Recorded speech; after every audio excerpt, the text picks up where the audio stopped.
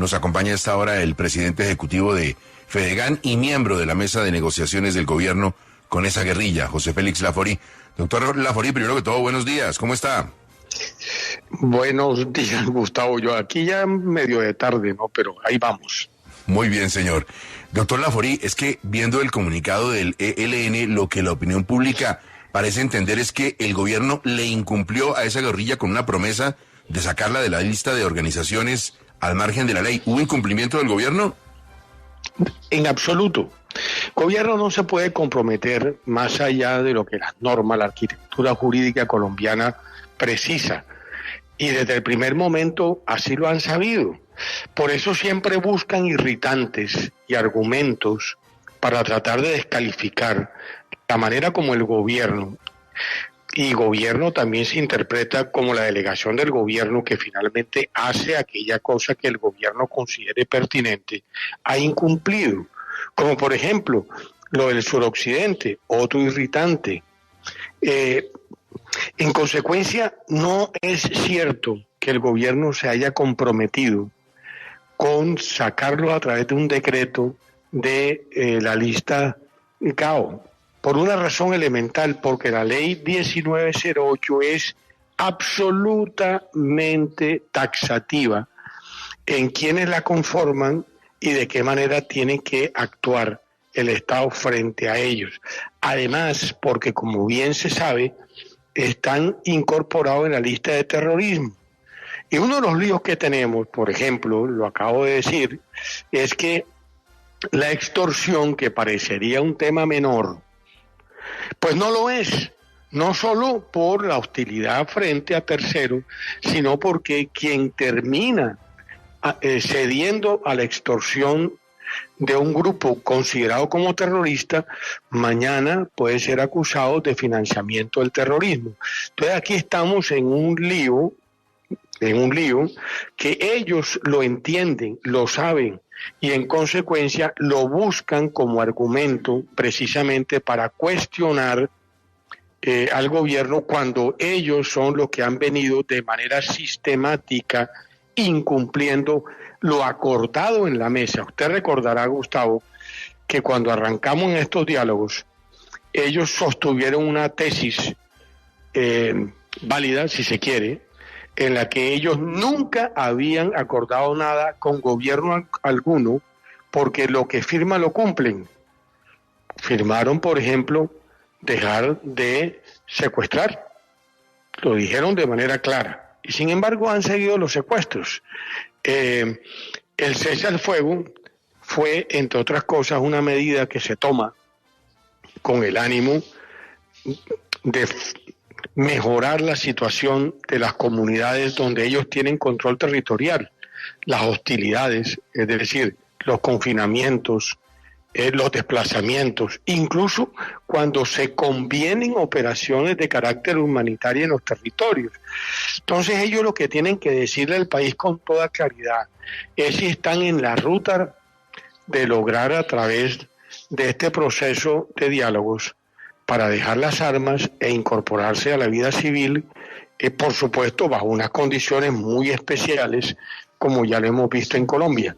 Lo otro simplemente es seguir argumentando en torno a incumplimientos de un lado y de otro que yo creo que no conducen a nada. Doctor Laforí, pero ya en este momento, ¿qué debería hacer el gobierno? ¿Debería insistir en seguir en esa mesa o definitivamente dar por terminados esos diálogos?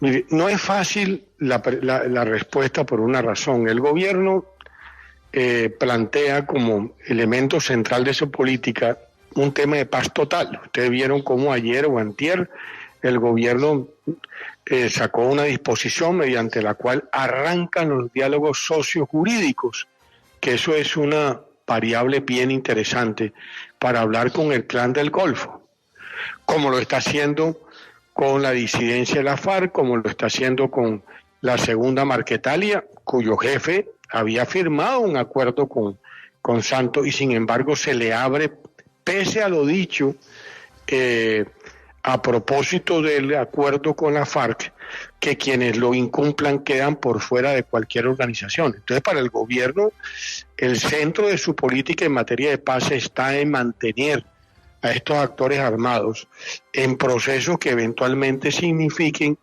la dejación de armas y la incorporación a la vida civil. Pero ponen nuevamente un ultimátum, 23 de agosto. La pregunta que uno se hace es, ¿qué va a pasar si es que de aquí al 23 de agosto la ley 1908 sigue vigente?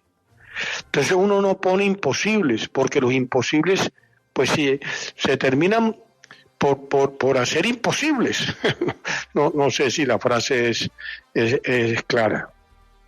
Doctor Laforí, pero el sentido práctico de lo que pasaría si el gobierno finalmente decide sacarlos de esa lista de grupos o de organizaciones armadas ilegales, ¿es cuál? O sea, la insistencia en eso es ¿por qué? ¿Ellos qué ganan con eso desde el punto de vista práctico? ¿Qué cambia? Tiempo para poder seguir consolidando territorios, para seguir reclutando gente, para seguir entrenando gentes, porque yo me atengo a lo que dicen las organizaciones tanto internacionales como nacionales. La Defensoría del Pueblo lo ha venido diciendo de manera permanente, lo ha dicho también Naciones Unidas. El reclutamiento de menores en Colombia se ha incrementado en los últimos años. La pregunta que uno se hace es ¿para qué reclutan? Es decir, ¿para qué entrenan? Pues no será para tener un número mayor simplemente que deje las armas, no. Si tú estás reclutando es para otra cosa. Si tú estás consolidando territorios es para otra cosa.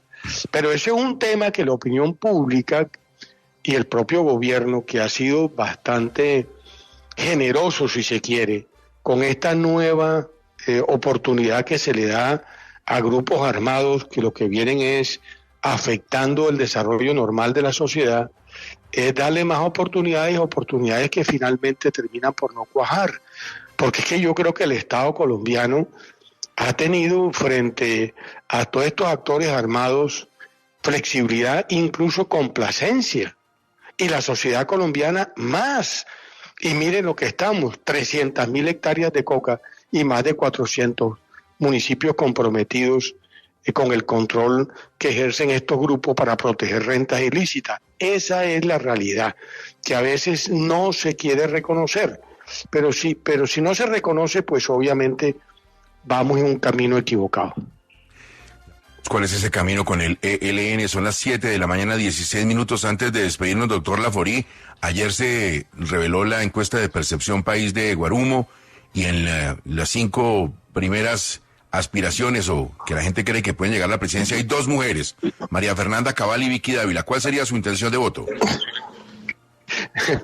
Sigo bien casado, con 4 hijos. Además, mis convicciones están muchísimo más cerca de María Fernanda Cabal y creo que cada vez más se aproxima. Perdóneme, son 3 porque está Claudia López también. ¿Cuál de las 3 le suena más? Entre Vicky, Claudia y María Fernanda. Sí. No, María Fernanda desde luego, ¿no? Bueno. Pese a que con Vicky compartimos también muchas opiniones parecidas, pero mi preferencia está con la misma que hace 40 años la conocí y ahí me mantengo.